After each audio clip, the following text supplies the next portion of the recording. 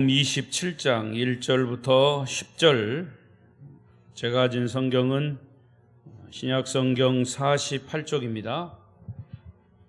48쪽. 성경을 찾아 놓으시고 화면을 보시면서 교독하겠습니다. 새벽에 모든 대제사장과 백성의 장로들이 예수를 죽이려고 함께 의논하고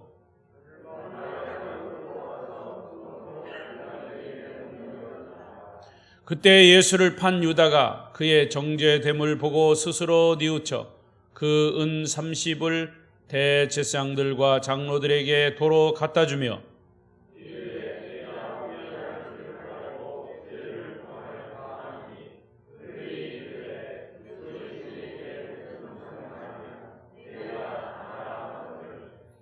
유다가 은을 성소에 던져 넣고 물러가서 스스로 목매어 죽은지라.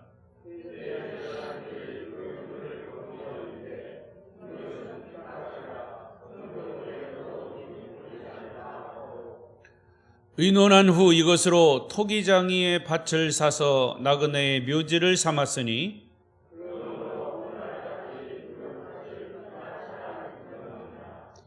이에 선지자 예레미야를 통하여 하신 말씀이 이루어졌나니 일러스되 그들이 그 가격 매겨진 자 곧 이스라엘 자손 중에서 가격 매긴 자의 가격 곧 은 30을 가지고 토기장이의 밭값으로 주었으니 이는 주께서 내게 명하신 바와 같으니라 하였더라. 아멘.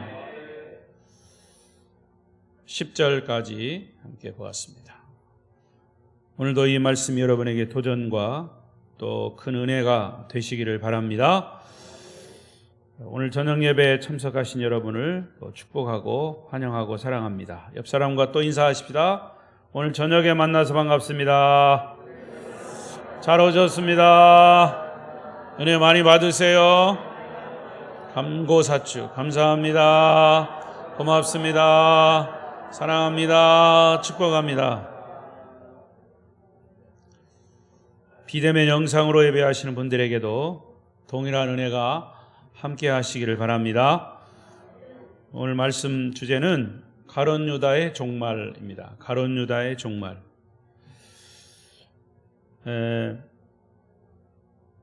주일 저녁과 수요일은 마태복음을 계속하고 있습니다. 어떤 사람은 이 마태복음을 계속하다 보니까 지루하다고 합니다. 다른데 말씀을 전해달라고 하는데 말씀을 계속하다 보면 전혀 다른 주제들이 계속 나옵니다. 그것도 우리가 살아가는데, 성경은 우리가 살아가는데 필요한 말씀을, 성경의 말씀을 우리가 살아가는데 필요한 말씀을 적용시키는 겁니다.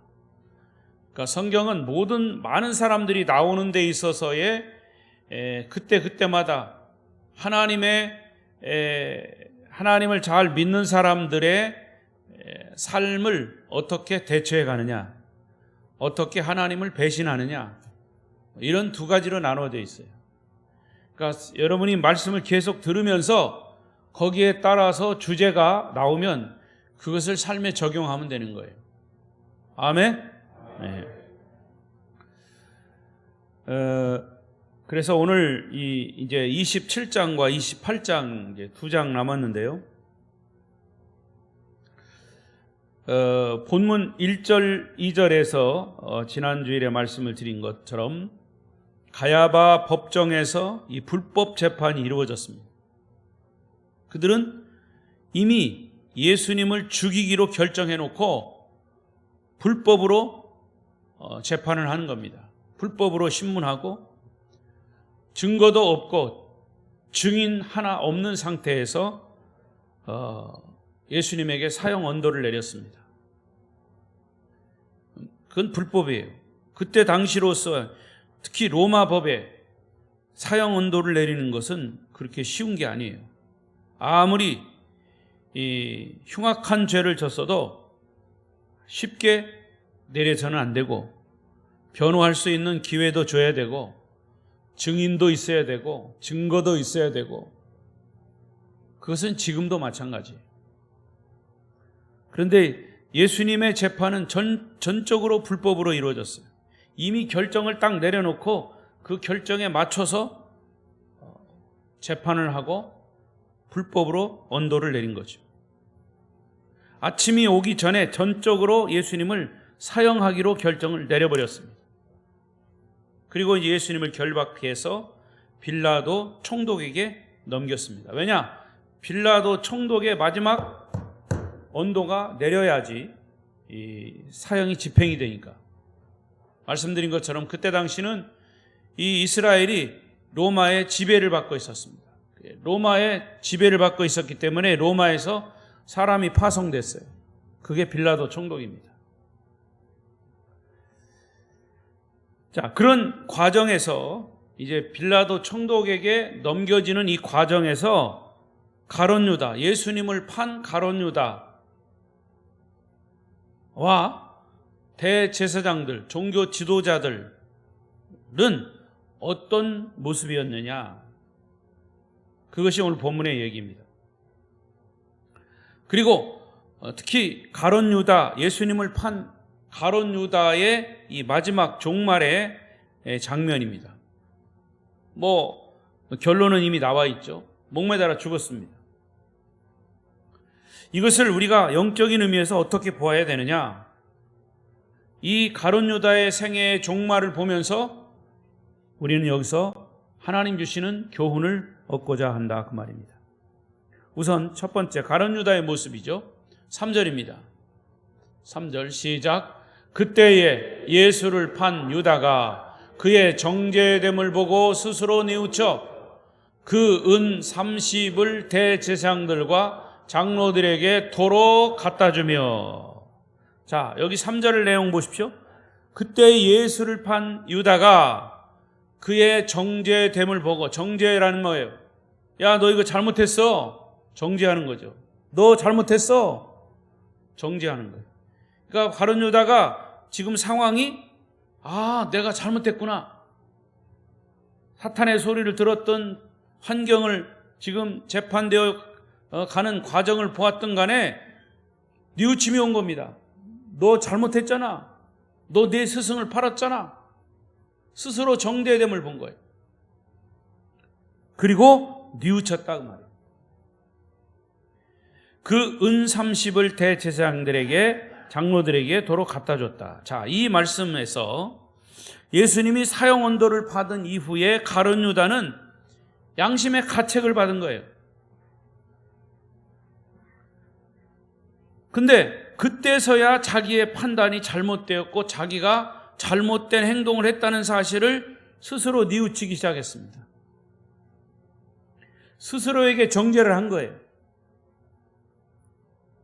자, 그러나 이 가룟 유다의 회개, 그의 뉘우침에는 두 가지 문제가 있습니다. 첫 번째 문제, 그의 회개는 너무 늦은 회개라고 하는 사실입니다.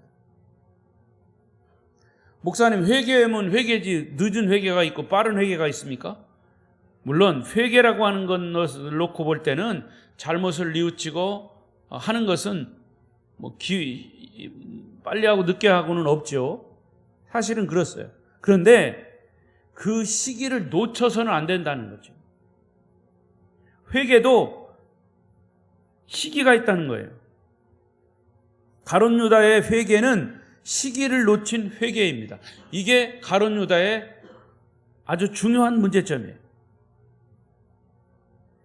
예수님이 십자가상에서 운명하시기 직전에 한편에 있던 강도는 죽기 직전에 기회를 놓치지 않고 회개했습니다. 그럴 때 주님께 구원을 요청하고 천국에 이를 때 자기도 좀 데려가 달라고 그런 예수님에게 손을 내밀은 거죠. 구원의 손을 내밀은 거예요. 그때 주님은 그 강도에게 회개와 구원의 기쁨을 준 것입니다. 이런 것을 보면 회개는 그 시기가 굉장히 중요합니다. 소위 타이밍을 잘 맞춰야 돼요. 마지막 순간, 생명이 끊어지는 순간까지도 구원의 길은 열려 있습니다. 하지만 가룟 유다가 스스로 뉘우쳤다라고 하는 회개는 조금 달라요. 왜냐하면 가룟 유다에게는 회개할 기회가 그동안 많이 있었습니다. 예수님과 최후의 만찬을 할 그 만찬 석상에서도 예수님이 회개할 기회를 준 거예요. 여기 이 그릇에 손을 함께 얹은 자 중에 나를 팔 자가 있다. 그러면 다른 사람은 몰라도 예수님과 가룟 유다 스스로는 알고 있었습니다.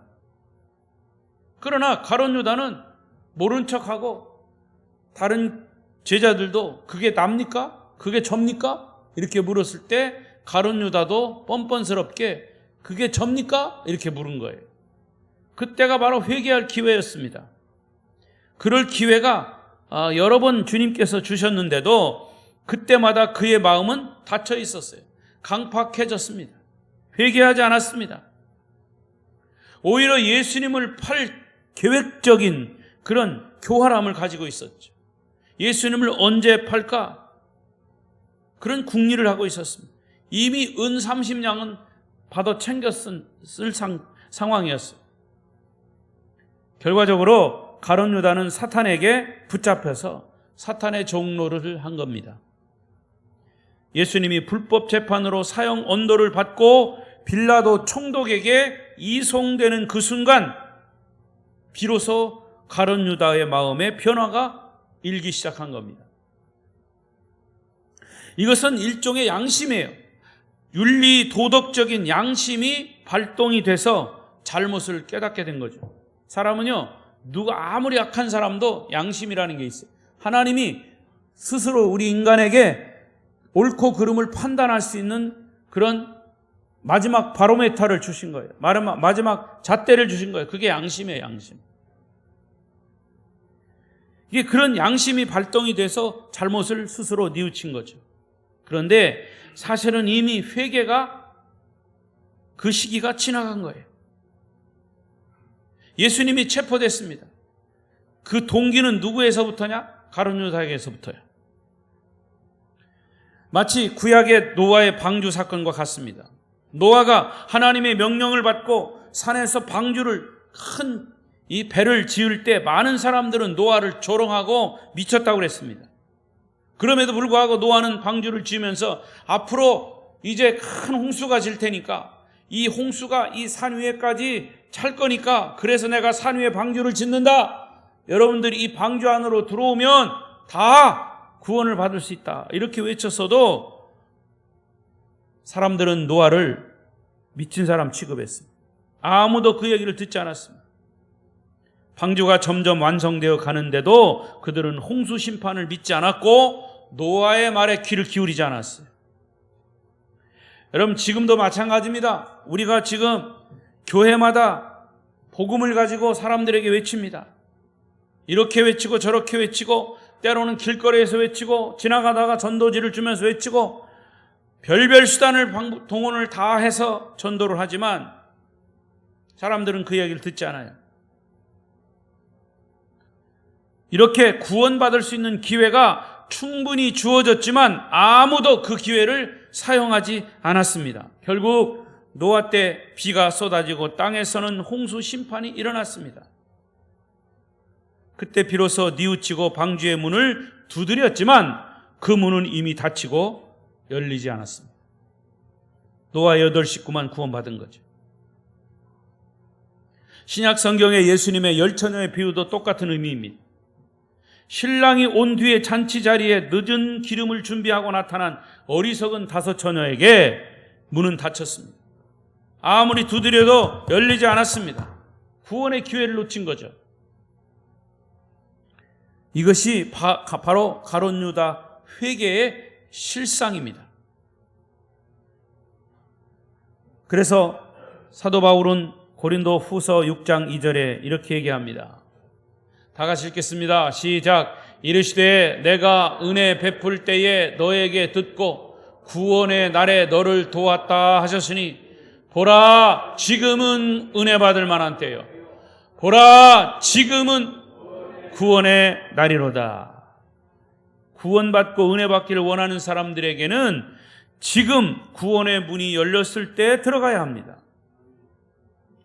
지금 여러분이 예수 믿을 때고, 지금 구원받을 때고, 지금 회개할 때면 생명의 문으로 들어갈 때다는 거죠. 그래서 하나님이 문을 닫으면 열 사람이 없고 열면 닫을 사람이 없다고 말씀하셨어요. 열려있는 문은 언젠가는 닫힙니다. 그때 우리는 가룟 유다처럼 회개하고 통곡해도 구원받을 수 없는 지경에 이를 것이다. 여러분, 코로나를 통해서 그 일상생활이 얼마나 귀중한지 아셨죠? 코로나 이전에는 일상생활이 그냥 매일 똑같은 삶이 반복되니까 그런가 보다. 예배도 매일 드리니까 그런가 보다. 똑같은 예배 다음 주에 드리지. 그러나 코로나가 온 다음에 딱 멈춰버리니까 모든 일상생활이 멈췄어요. 사람들과의 만남도, 열심히 하는 일도, 정말 하다못해 예배하는 것도 문을 닫아버리니까 그동안의 일상생활이 얼마나 중요했던 것인가, 그동안에 전했던 복음이 얼마나 중요했던가 사람들이 깨닫기 시작했습니다. 그나마 깨달은 사람들은 더 하나님께 가까이 나아갈 수 있는 기회를 얻었지만 오히려 때는 이때구나 하고 교회를 벗어나고 예배를 드리지 않고 복음과 멀어진 사람들도 있습니다. 통계에 의하면 코로나 이전에 보다 코로나 이후에 기독교인들이 30%가 교회를 떠났대요. 10명 중에 교인이었다면 3명은 교회를 떠난 거예요. 그나마 7명은 확실하게 복음에 붙잡혔냐? 그건 모르겠어요. 그건 남 얘기가 아니고 저와 여러분의 이야기입니다. 하나님은 우리에게 지금 은혜의 때를 주셨습니다. 지금 구원받을 때 주셨습니다. 지금 복음을 접할 때를 주셨습니다. 지금 우리 아름다운 교회를 통해서 우리가 복음을 접하고 19년 동안 이 교회를 섬겨왔고 주님을 섬겨온 줄로 믿습니다. 그러나 여기서 끝나지 않는다. 아직도 ing 진행형입니다. 그러나 이 열려있는 생명의 문은, 구원의 문은 언제라도 닫힙니다. 그건 성경의 말씀이에요. 제 말이 아니라 성경은 이 문이 닫힌다. 예수님이 재림하신 후에 모든 사람들은 심판을 받을 것입니다. 선악간의 심판을 받는 것이. 이런 진리를 잘 모르는 사람들은 예수를 믿으라고 권하면 점점 더 마음이 강팍해집니다. 그런 사람들은 계속 강팍해지면 결국 가룟 유다의 자리까지 가고 말 것이요. 바로 이런 말씀을 통해서 하나님이 미리 우리에게 예고해 주시는 것입니다. 자, 가룟 유다의 회개에서 또 하나의 문제점. 자, 그가 잘못한 행동에 대해서 뉘우치는 모습이에요. 그러나 뉘우치는 모습은 있었지만 그는 주님께 다시 돌아오지 못했습니다. 주님께 다시 돌아오는 거예요. 여러분, 회개라고 하는 것은 돌아선다라는 뜻이에요. 내가 세상으로 향하고 마귀로 향하고 예수님을 등지고 갔던 사람이 180도 돌아서서 360도 돌아서면 안 돼. 다시 원점이니까 180도만 돌아서야 돼. 바로 뒤로 돌아! 그게 회개예요. 뒤로 돌았으면 거기서 끝나는 게 아니라 뒤로 돌았으면 다시 주님께로 돌아서야 해요. 주님께로 나와야 되고 주님께로 가야 돼요. 그게 진정한 회개입니다. 그런데 지금 가룟 유다는 뒤로 돌았어. 근데 갈 데가 없어. 여러분, 회개라고 하는 것은 자기의 잘못과 허물을 인정하고 고백하는 것이 전부가 아닙니다. 진정한 회개는 하나님께로 돌아서는 겁니다. 하나님께로 돌아오는 것입니다. 할렐루야. 회개를 하고 술과 담배를 끊었어요. 그 다음 할 일 없는 사람은 또다시 술을 마시고 담배 피고 그 길로 또 가는 거예요. 삶의 목표가 없는 사람이나 방향이 없는 사람은 가룟 유다처럼 스스로 목숨을 끊을 수도 있다고 말해요. 돌아섰지만 갈 방향이 없어. 돌아섰지만 목표가 없어. 그러면 다시 또 가는 거예요, 그 길로. 여러분, 우리가 예수 믿고 거듭나서 새 사람이 되었지만 왜 자꾸 삶의 갈등과 후회와 고민이 반복되는 겁니까? 구원이 반쪽밖에 이루어지지 않았기 때문에 있어요. 거듭난 사람은 예수 밖에서 서성이지 않고 예수 안으로, 예수의 품으로 완전히 들어오는 게 완전한 구원입니다. 할렐루야. 오늘 오전에도 말씀드린 것처럼 in Christ, 예수 안으로예요. 예수 안으로, 예수 안으로. 가룟 유다는 회개한 다음에 예수를 팔고 받았던 은 30냥을 가지고 누구에게 갔어요? 예수에게로 돌아서야 되는데 제사장에게 갔습니다. 그것부터 가룟 유다의 선택이 잘못된 거예요. 그가 저지른 죄는 제사장에게 지은 것이 아니라 하나님께 지은 것이고 예수님께 지은 것이에요. 여러분, 내가 내 자신에게 죄를 지었고 가정에 죄를 지었고 사회에 죄를 지었다면 그 죄는 누구와 관계가 된 겁니까? 하나님과 관계된 거예요. 그리고 누구에게 회개를 해야 합니까? 그 대상은 사람이 아니라 하나님이에요. 어떻게 대제사장이나 장로들이 가룟 유다의 죄를 용서해 줄 수 있습니까? 그런데 지금 가룟 유다는 예수님을 찾아가지 않고 제사장을 찾아가서 고민을 털어놓았습니다. 여러분 기억하십시오. 우리의 죄의 근본 문제는 사람과의 관계보다는 하나님과의 관계가 먼저라고 하는 사실이에요. 사람과의 의견이 틀어져서 싸움을 했어요. 사람을 찾아가서 화해할 수 있어요. 그런데 그 사람과 화해한 사람 또 다른 사람에게 잘못을 하고 또 다른 사람에게 상처를 줘요. 죄가 반복된다 그 말이에요. 진짜 회개는 하나님께 회개하고 하나님께로 돌아서는 거예요. 예수 품 안으로 가는 거예요. 할렐루야. 그래서 죄는 하나님께 회개해야 용서받을 수 있다는 사실이죠. 자, 이제 가룟 유다의 모습을 보았습니다. 이제는 크게 두 번째로 대제사장과 장로들의 이 종교 지도자들의 모습을 보십시다. 4절입니다. 4절 시작. 이르되 내가 무죄한 피를 팔고 그것이 우리에게 무슨 상관이냐 내가 당하라 하거늘. 보십시오. 그것은 죄를 짓게 한 자들은 결코 죄에 대해서 책임지지 않는다고 하는 사실이에요. 죄를 짓게 동기를 부여하고 죄를 짓게 만든 사람들은 마귀가 죄를 짓게 우리를 유혹했다면 마귀가 책임지는 게 아니에요. 죄를 지은 그 사람이 책임을 지는 거죠. 어떤 사람이 나를 유혹하고 선동해서 죄를 짓게 했습니다. 이렇게 하면 돈을 벌 수 있다. 이렇게 하면 권력 얻을 수 있다. 이렇게 하면 명예를 얻을 수 있다. 하고 유혹하면서 결국 죄를 짓게 만듭니다.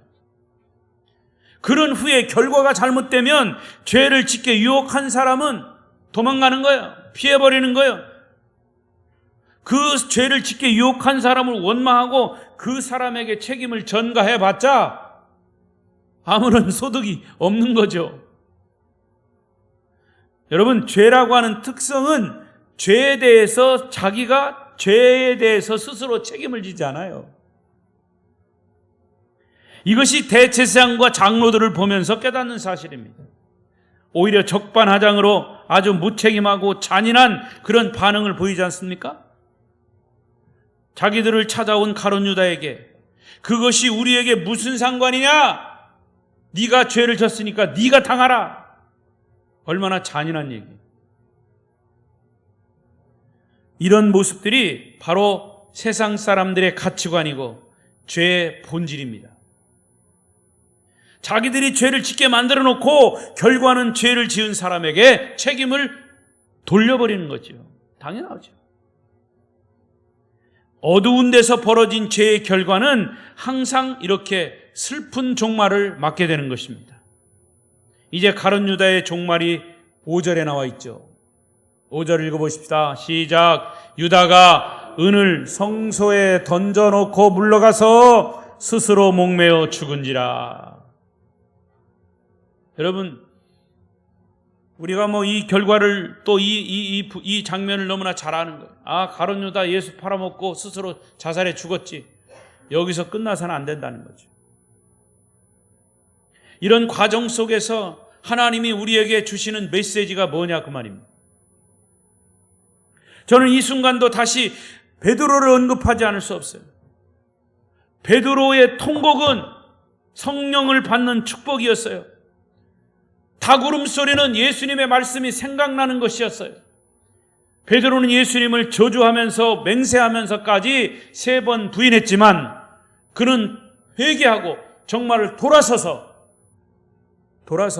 예수님을 등지고 3번 부인했지만 닭 울음소리에 돌아서서 회개하고 예수님께로 돌아왔어요. 할렐루야! 그게 회개라고 하는 것이 예수님의 말씀이 생각났어. 베드로와 가룟 유다 둘 다 회개하고 후회하고 회개했지만 결과는 예수님께 돌아온 베드로는 천국이고 예수님께 돌아서지 못한 가룟 유다는 지옥입니다. 자, 가룟 유다가 은 30을 성전에 던져버리고 목매어 죽은 이 사건은 역시 우리에게 두 가지 중요한 메시지를 주고 있습니다. 첫 번째는 용서받을 수 없는 죄도 있다는 사실이에요. 용서받을 수 없는 죄도 있어요. 여러분, 우리가 상식적으로 생각할 때 용서받을 수 있는 죄가 있을까? 하나님은 다 고백하고 잘못을 회개하면 다 용서해 주신다고 그랬는데, 그런데 이 가룟 유다를 보면 용서받을 수 없는 죄도 있다는 사실이에요. 그게 뭘까요? 그것은 예수님을 거부한 죄. 성경에서 말하는 죄는 뭐라고 그랬습니까? 예수를 믿지 않는 거예요. 예수를 우리의 구세주로 믿지 않는 거예요. 그 가룟 유다는 예수를 구세주로 믿지 않는 그런 죄를 범한 거죠. 예수를 거부한 겁니다. 우리가 하나님을 욕하고 하나님이 있다 없다 그 하나님이 그럴 수 있느냐 이렇게 말할 수 있습니다. 그러나 만약에 하나님 자체를 부인하는데 어디서 용서받을 수가 있어요? 하나님이 있다 없다 얘기할 수 있어요. 그러나 잘못을 비추고 하나님, 내가 하나님이 있다 없다 함부로 얘기해서 잘못했습니다. 용서해 주십시오. 하나님 계신 것을 내가 인정합니다. 하나님 내가 의지합니다. 이렇게 내가 잘못을 뉘우치고 하나님께 나아가면, 하나님을 믿고 의지하면 되는 거예요. 그런데 하나님이 어딨냐 이렇게 얘기하면서 하나님을 등지면 그 사람은 누구에게 용서받을 수 있어요? 아예 용서를 받을 수 없는 거잖아요. 성경에서 말하는 죄는 예수 그리스도를 구세주로 믿지 않는 것이 죄라고 그랬어요. 하나님을, 예수님을, 성령님을 아예 인정하지 않는 것이 멸망하는 죄입니다. 우리는 연약한 인간이기 때문에 잘못하고 실수를 할 수 있어요. 그러나 용서의 주체이신 예수님 앞에 나아가야만 용서받을 수 있습니다. 주님께 용서받을 수 있습니다. 또 얘기하지만 여러분, 이 말씀을 여러분이 계속 떠올리십시오. 태양은 저기 있는데 지구가 돌고 있어요. 지구가 돌아서 낮이 있고 지구가 돌아서 밤이 있는데 태양을 뭐라고 그러는 거예요? 왜 밤이 됐어? 왜 태양이 지금 없어지고 캄캄한 거야? 지가 밤이 됐는데도, 지가 낮이 됐는데도, 지가 잘못한 건 생각 안 하고, 지가 자전하는 건 생각 안 하고 태양을 뭐라고 하고 있어요. 하나님은 거기 계신데 지가 잘못해놓고 하나님이 있다 없다 얘기하고 있어요. 건방지게. 여러분, 그래서 가룟 유다는 하나님을 거부한 거예요. 예수님을 거부한 거예요. 용서받지 못할 죄입니다. 자, 또 하나, 가룟 유다가 목매어 죽은 이 사건에서 또 하나의 메시지는 뭐냐? 우리가 어떤 값을 주고서도 예수를 살 수 없는 겁니다. 예수를 팔아먹었어요. 가룟 유다는 은 30을 받았어요. 그는 돈을 받고 예수를 팔 수 있다고 생각을 했던 거죠. 이것이 바로 세상 사람들의 가치관입니다. 돈이면 무엇이든지 할 수 있다는 생각이 인간적이고 세속적인 가치관이에요.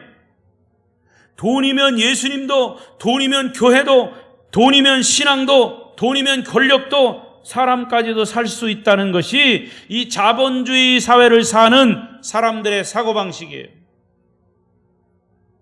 돈과 하나님이 구분될 수 없을 정도로 동등한 위치에 있다고 말이에요. 예수님도 말씀하셨어요.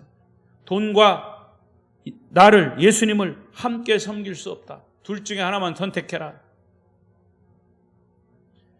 하지만 오늘 본문에서 보여주는 것처럼 예수님은 결코 돈으로 살 수 없는 분이에요. 가룟 유다는 마지막에 이 돈에 대한 잘못된 생각을 깨달았어요. 그래서 그는 예수님을 판돈 은 30을 가지고 이게 너무 싫었어요. 그 돈이 너무 싫었어요. 그래서 돈을 받은 대제사장에 가서 이 돈을 내가 가질 수 없다고 했지만 제사장도 그 돈을 거부합니다. 결국 가룟 유다는 그 돈을 성소에 던져버렸어요. 자, 그 다음에 이 제사장들이 어떻게 했습니까? 제사장들도 이 돈을 받아들 수가 없어서 다음과 같은 곳에 사용합니다. 그게 6절 7절이에요. 읽어보십시다. 시작. 대제사장들이 이 그 은을 거두며 이르되 이것은 핏값이라 성전고에 넣어둠이 옳지 않다 하고 의논한 후에 이것으로 토기장의 밭을 사서 나그네의 묘지를 삼았다. 이 돈은 가룟 유다도 제사장들도 이 돈을 소유한다면 굉장히 불편한 것은 뻔한 일이에요. 예수를 판 돈. 그게 아무리 은 30 아니면 금 30이라 할지라도, 금덩어리라 할지라도 그건 사실은 불편한 거죠. 소용이 없는 겁니다. 여러분, 신명기 13장 18절에 이런 말씀이 있어요. 시작. 창기가 번 돈과 개 같은 자의 소득은 어떤 선하는 일로든지 내 하나님 여호와의 전에 가져오지 말라. 이 둘은 다 내 하나님 여호와께 가증한 것임이니라. 결국 가룟 유다의 돈은 성전의 헌금으로도 가치가 없게 된 것이죠. 가증한 것입니다. 그래서 아까 이야기대로 지나가는 나그네의 묘지 값으로 사용되었다 그랬어요. 지나가는 나그네가 어쩌다가 길거리에서 죽었어요. 그러면 묘지가 없으니까 그 사람들 공동묘지로 쓰도록 그냥 그 돈을 써버린 거죠. 가치 없는 그런 것이라 그 말이에요. 그야말로 가룟 유다가 성전에 돈을 던지자마자 그 돈이 다시 성전 밖으로 그냥 튀어나와 버린 꼴이 된 거예요. 여러분, 헌신이라고 다 헌신이 아닌 겁니다. 하나님 앞에 드리는 헌금이라도 다 진정한 헌금이 아닌 거예요. 하나님은 우리의 형식을 보시지 않고 우리의 마음 중심을 보신다고 말이에요. 어떤 마음으로 헌신하는가, 어떤 마음으로 예물을 드리는가, 그것을 보신다는 거예요. 순수하고 깨끗한 헌신과 이 헌금을 통해서 하나님은 오병이어의 기적을 일으키신다는 사실을 여러분 꼭 기억하시기 바랍니다. 사도행전 1장에서 가룟 유다의 사건이 이제 정리되면서 2장으로 넘어갑니다. 1장에서 가룟 유다의 사건이 정리되니까 2장에서 무슨 사건이 벌어졌어? 오순절 성령 강림 사건이 일어난 거예요. 이 부분은 그냥 지나칠 수 없는 거예요. 왜냐? 주님을 믿는 사람들 마음속에 가룟 유다의 사건과 같은 주님을 거부하거나 온전하게 믿지 못하는 의심의 마음이 있으면 성령의 임재는 일어나지 않는다 그 말이에요. 상징적으로 보여주는 사건입니다. 다시 말씀드립니다. 여러분, 사도행전 1장, 2장을 연결시켜서 읽어보시면 사도행전 1장에서 가룟 유다의 사건이 정리됩니다. 그리고 2장에 넘어가서 오순절 성령 강림 사건이 나타나요. 어둠과 빛은 공존할 수 없습니다. 그럼 상식적인 거잖아요. 캄캄한 어둠 속에 촛불을 하나 딱 켜면 어둠은 싹 사라지는 겁니다. 사탄의 역사가 아무리 강해도 성령의 역사를 이길 수 없는 거예요. 자, 보십시오. 사도행전 1장 18절 19절.